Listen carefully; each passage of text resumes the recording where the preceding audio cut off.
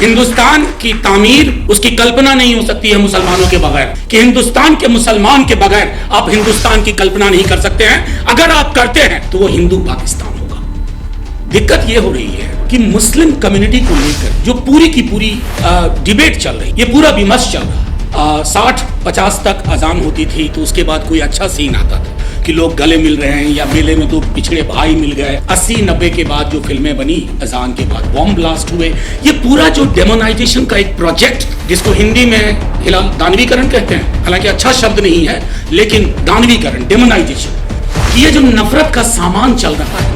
फर्क करो कि एक दिन अचानक जो भी मुसलमानों की आबादी है वो गायब हो गई इस देश से। लेकिन अगर आपके अंदर नफरत का वो कारोबारी बैठा हुआ, आप नया मुसलमान ढूंढो, उस मुसलमान को भी गायब कर दो, आप अपने परिवार में मुसलमान ढूंढने लगो, क्योंकि आपको नफरत चाहिए। वो आपकी दवा बन गई है। तकसीम हुई, एक सरहद बनी, लेकिन आज वो सरहद घरों में, मोहल्ले में, गांव में। और एक बात जो मैंने कही सदन में, फिर कह रहा हूं, जब मेरा सबसे बड़ा गुनाह ये हो जाए कि मैं मुसलमान हूं, कितनों भी लोग हों जो सुबह शाम बिना वीजा के लोगों को बाहर भेजते रहते, कोई कहीं नहीं जा रहा, रहेंगे यही, इसी को दुरुस्त करेंगे, मुकम्मल करेंगे। हम पहले मुल्क नहीं है जिसने ये दौर देखा है। मैंने अपना वक्त खुद तय कर लिया है।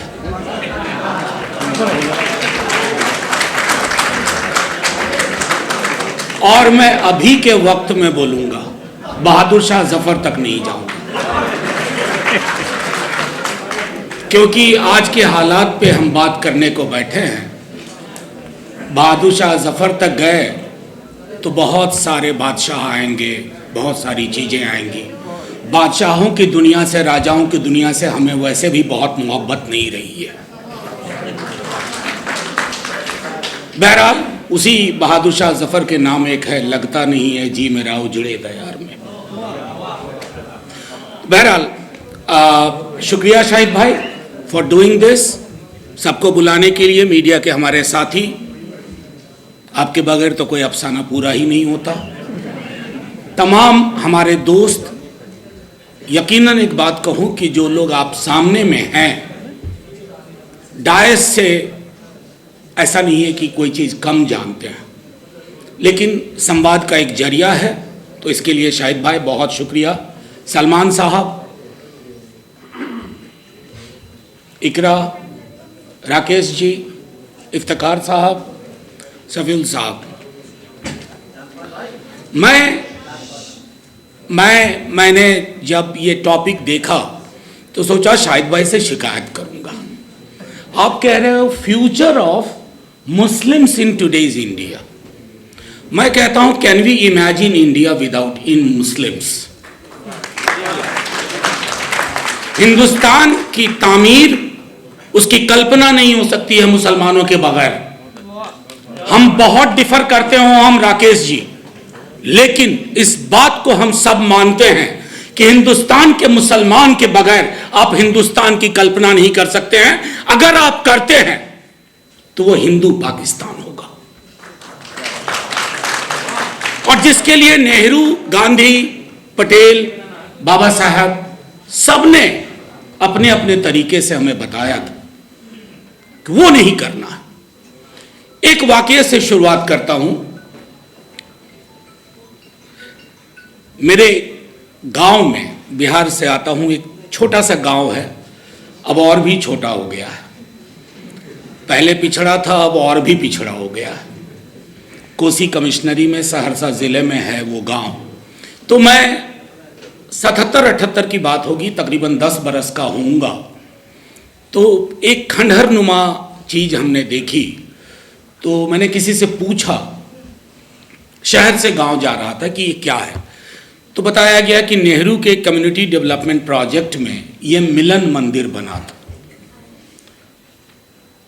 और वो नाम मेरे अंदर असर कर गया। उस मंदिर ने सबको समेटा था, उसमें कोई बाहर नहीं था, सब अंदर थे। इस देश को वैसे मंदिर चाहिए, वैसे ही स्पेसेस चाहिए, और वो मुसलमानों के बगैर नहीं होगा, उसी तरह सिखों के बगैर नहीं होगा, क्रिश्चियंस के बगैर नहीं होगा।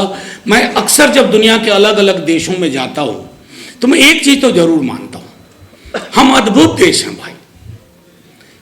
दुनिया की कोई ऐसी चीज नहीं है, कोई ऐसा धर्म नहीं है, कोई ऐसी जुबान नहीं है जो इस देश में ना बोली जाती हो। बल्कि कमाल है, नदियां, हवा, अभी केरल चले जाओ, ये जो हम लोग गरम गरम बैठ के पहने हुए हैं, पता चला कि आपको हवाई जहाज में ही सारे कपड़े खोल देने पड़ेंगे। केरल आ गए। ये विविधता जिसका जिक्र किया बार बार होता है, ये विविधता हमारी एसेट है, हमारा हेरिटेज। लेकिन दिक्कत क्या हो रही है? दिक्कत ये हो रही है कि मुस्लिम कम्युनिटी को लेकर के जो पूरी की पूरी डिबेट चल रही है, ये पूरा विमर्श चल रहा है। जैसे मैं एक बात कहूं, एक बैठे हुए ख्याल आया शाहिद भाई आपके इनविटेशन के बाद कि बीते 10 बरस में मुसलमानों के को लेकर कितनी किताबें लिखी गई हैं। 28 किताबें मैं गूगल सर्च में ढूंढ पाया, जिसमें से 3 ऑथर मेरे समक्ष। 28 किताबें। जिस मुद्दे पे बहुत सारी किताबें लिखी जाए ना, वो मुद्दा बहुत अहम है। नेहरू पे देखिए कितनी किताबें लिखी जा रही हैं। मैं क्यों कह रहा हूं? Nehru is under attack. Nehruvian सोच अटैक पे है। तो ये अलहदा मामला नहीं है कि मुसलमानों की आज की पोजीशन क्या है इस देश में, उसको नेहरूवियन आइडिया से भी आप जोड़ के देखिए कि नेहरूवियन आइडिया की क्या हालत है इस देश में। जो लोग आज, कई लोग नेहरू का नाम लेने से बचने लगे। उस पार्टी के अंदर भी, हालांकि मैं मानता हूं कांग्रेस को तो ओपनली कहना चाहिए कि नेहरू कॉपीराइट नहीं है, कॉपी लेफ्ट। वो अवेलेबल है सबके लिए, हम जैसों के लिए, आपके लिए। तो मेरा सिर्फ एक कहना था कि कुछ चीजें हम तय कर लें। इकोनॉमिक मार्जिनलाइजेशन, सच्चर कमेटी ने बहुत कुछ बता दिया, लेकिन लोग हाथ नहीं लगा रहे हैं सच्चर कमेटी रिपोर्ट को। बल्कि 8-10 बरस पहले जिक्र होता था, डिबेट सेमिनार होते थे, आज नाम लेवा नहीं है कोई सच्चर कमेटी का। गोपाल सिंह कमेटी रिपोर्ट, और अभी हिलाल लेके आ रहे हैं 5 फरवरी उस रिपोर्ट। मेरा सिर्फ ये कहना है कि अगर हिंदुस्तान के, और this applies to everybody, Hindustan का कोई एक हिस्सा अगर तरक्की नहीं कर पाया तो हिंदुस्तान तरक्की नहीं कर पाएगा। हिंदुस्तान की जो सोच थी वो तरक्की नहीं कर पाएगी। $5 ट्रिलियन इकोनॉमी, हालांकि वो एक सज्जन थे, ट्रिलियन में जीरो पूछते पूछते हीरो हो गए बीजेपी में जाकर के, तो वो अलग एक मसला है। लेकिन मैं ये कहता हूं कि $5 ट्रिलियन इकोनॉमी को हम आप कैसे देखते हैं? आसमान पे खुशहाली टंगी हो, वो हमारी आपकी इकोनॉमिक कंडीशन को नहीं बताती है ना। आसमान की खुशहाली कितनी आपकी थाली में आई है, वो तय करती है कि इकोनॉमी की हालत क्या है, और वो चिंता का सबब है। दूसरा, पॉलिटिकल मार्जिनलाइजेशन, और ये शिकायत with in platform, outside the platform मैंने सैकड़ों दफा की है। आपकी किताब के विमोचन में भी मैंने कहा था। वजह क्या है कि जहां मुस्लिम रिप्रेजेंटेशन की बात होगी, पहला reaction well meaning with in courts political party में भी होता है कि यार मामला कम्युनल हो जाएगा, मामला कम्युनल हो जाएगा। पॉलिटिकल पार्टी का काम सिर्फ चुनाव लड़ना नहीं है, पॉलिटिकल पार्टी का काम काले बादलों को छांटना भी है। दिक्कत क्या है कि political parties ticket distribution machine बन के रह गई है, वेंडिंग मशीन। हम चुनाव के वक्त में ये सारे मसले आपके 24 घंटे 7 दिन के हैं। जब तक 24 घंटे सातों दिन इन काले बादलों से आप नहीं लड़ेंगे, आप रिप्रेजेंटेशन के मसले पे ऑनेस्टली आप कोई पहलकदमी नहीं ले पाएंगे। एक और मैंने 10 मिनट खुद के लिए तय किया था। हाँ नहीं, मैं आपको बताऊं, लेट 90s अर्ली 2000 में मेरे मन में एक ख्याल आया। मैंने सोचा कि मुस्लिम्स का रिप्रेजेंटेशन फिल्मों में कैसे होता है, उस पे काम करना शुरू किया और काफ़ी कुछ सीखा। ना सिर्फ इंडियन मूवी इंडस्ट्री को, बल्कि मैंने फॉरेन फिल्म्स भी, खास करके अमेरिकन फिल्म्स को देखा। अब बताइए, बड़ा इंटरेस्टिंग डेटा मुझको लगा। 50-60 ईस्वी में जो मुस्लिम्स का रिप्रेजेंटेशन था, आपको हुक्का गुड़गुड़ाते हुए, जैसे कि उसको रोटी सब्जी की चिंता नहीं, हुक्का गुड़गुड़ा रहा है, चौसर खेल रहा है, शतरंज खेल रहा है, एकदम मतलब उसको किसी चीज से मतलब वह आम लग ही नहीं रहा था खास, बिल्कुल। 60 से 70 आइए तो आपको मुस्लिम एक कैरेक्टर मिलेगा जो जनरली अपनी जान अक्सर दे करके किसी को बचा लेगा, जनरली हीरो को बचा लेता है।